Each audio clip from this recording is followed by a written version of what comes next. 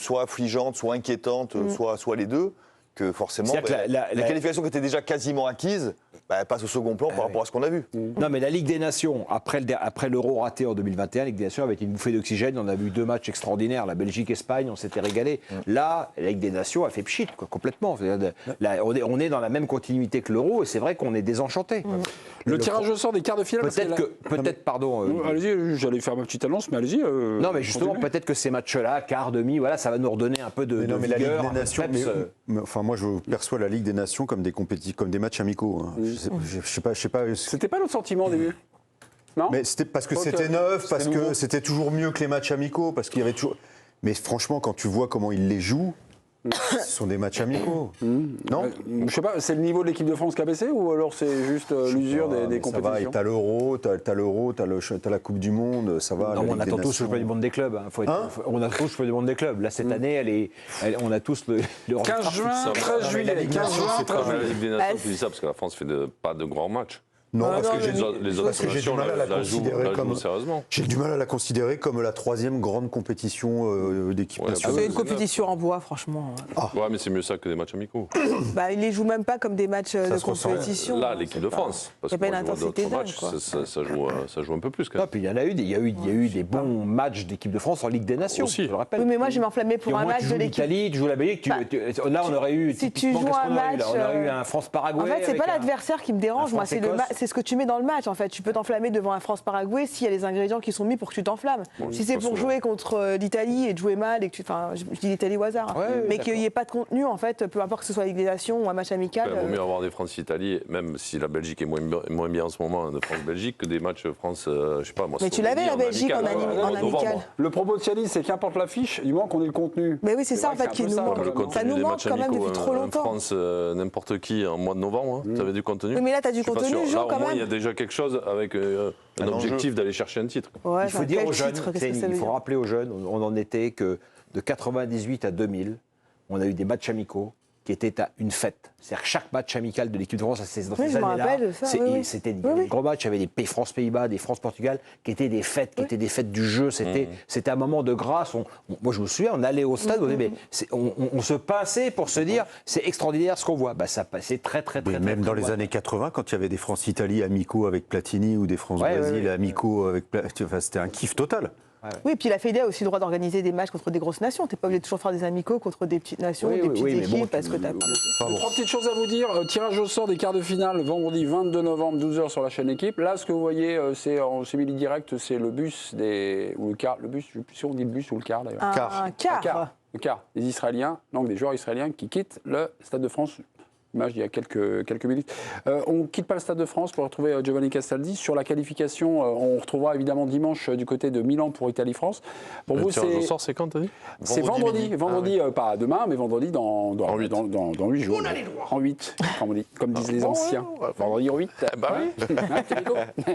C'est du français. Giovanni, c'est anecdotique, ou ça vous donne l'occasion de suivre vos Bleus en quart de finale. Donc c'est une réponse extrêmement intéressée.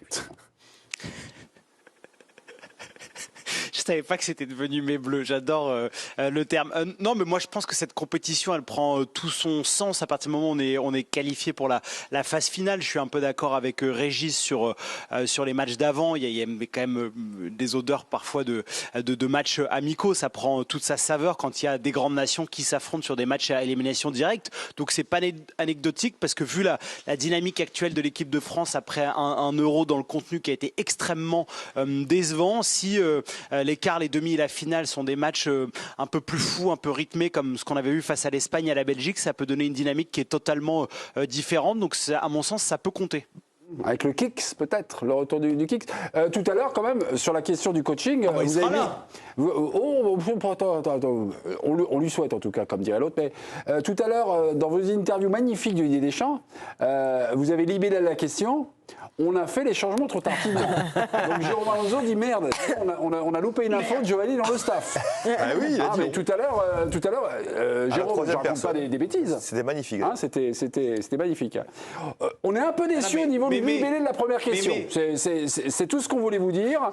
On a trouvé que de rappeler des Konaté, des Koundé, des Upamecano pour justifier l'option critique, on vous a trouvé plus courageux parfois, quand même. Là, ça a été quelque chose où vous nous avez un petit peu déçus, mon Joe. Hein, voilà, on va pas se cacher. Moi, je pense à votre émission. Vous faites une émission de qualité. Oui. J'essaye d'entretenir un lien avec cette équipe de France que plus personne n'aime et que moi j'aime profondément. Et j'essaye d'obtenir des choses en interview pour que vous brillez, vous, Olivier Ménard. D'accord, très bien. C'était quoi le terme employé par Joe déjà? Profondément. Non. Non. Affligeant de nullité. Ce soir, ils ont été affligeants de nullité. Si, Et puis avec des noms, tout ça. C'était le procureur, qui s'est mis un peu en accompagnateur, en confesseur. Ça, c'est évidemment les limites du métier. On vous embrasse, mon petit Joe. Beau retour du côté de votre château en hélicoptère, comme d'habitude. Vous aviez un petit truc à nous dire en plus. Oui, vous écoute, Joe. Oui, mais plus sérieusement, pour remercier Jérémy Jalingro et Tom Trichereau qui m'ont accompagné toute la journée, parce qu'il y avait beaucoup d'images à montrer autour du Stade de France. Depuis 48 heures, ils ont fait beaucoup d'efforts pour livrer les images les plus intéressantes possibles pour les spectateurs et spectatrices de la chaîne L'Équipe. Donc bravo à eux. Les grands reporters également, grands managers d'équipe, merci beaucoup. Merci, on les embrasse, les copains. Bon, vous nous dites, on n'a plus rien à se dire et tout ça. Mais si, il y a toujours des choses à se dire quand on parle de l'équipe de France. Quand les Bleus sont cuits, on sort la case Kicks. Kylian Mbappé. Petite question en conférence de presse. Le Kicks, c'est-il Cooks? C'est peut-être pas la question, mais écoutez cet échange entre un journaliste et le sélectionneur national, Didier Deschamps. Charnaha, Africa Foot. Je voulais savoir, est-ce que Kylian Mbappé ne manque pas à votre équipe? Ils vous ont demandé de la poser ou quoi? Non, mais je sais pas. Laissez-le tranquille. Non, mais parce qu'on s'aperçoit que cette équipe n'a pas d'âme sans Kylian. C'est votre analyse. Alors, Voilà, on a parlé de voilà un bon journaliste qui pose des bonnes questions. Voilà, exactement. Mon frère africain, bravo à lui. C'est quand même dur de dire que l'équipe n'a pas d'âme sans Mbappé. Non, mais la première question, elle est bonne. Je suis pas sûr qu'il lui donne beaucoup plus de personnalité. En tout cas, là globalement, je trouve que cette équipe manque de caractère, un peu de personnalité, mais avec ou sans Mbappé, pour le coup. Non, mais là, on peut pas dire que l'absence de Mbappé nous ait permis de nous réenchanter avec les Bleus. En même temps, quand il était là, ça allait pas. Maintenant qu'il n'est plus là, ça va pas. Bon, ça va. Elle est très compliquée pour qu'il y ait... Non, mais pour une question qui s'entend en plus. Il le prend mal presque parce qu'il dit tout de suite, il dégaine laissez-le tranquille. Mais la question c'est, est-ce que votre équipe aurait été meilleure soir avec Kylian Mbappé? Elle peut, tactiquement ou techniquement, la question sur les dernières sorties de l'équipe de France, à un vrai échange. Il n'est pas obligé de l'envoyer bouler le gars en disant laissez-le tranquille. La question elle a un sens. Oui, elle a un sens bien sûr, mais là il va pas me répondre. Mais est-ce que l'équipe de France avait été bonne? Vous imaginez la réponse de Didier Deschamps, mais quel Kylian Mbappé, celui actuellement ou... Non, peut-être qu'il nous aura apporté ça, En ce moment, il peut, je sais pas, mais en tout cas, on sent qu'il est vraiment pas à l'aise avec le sujet, quoi. Vraiment.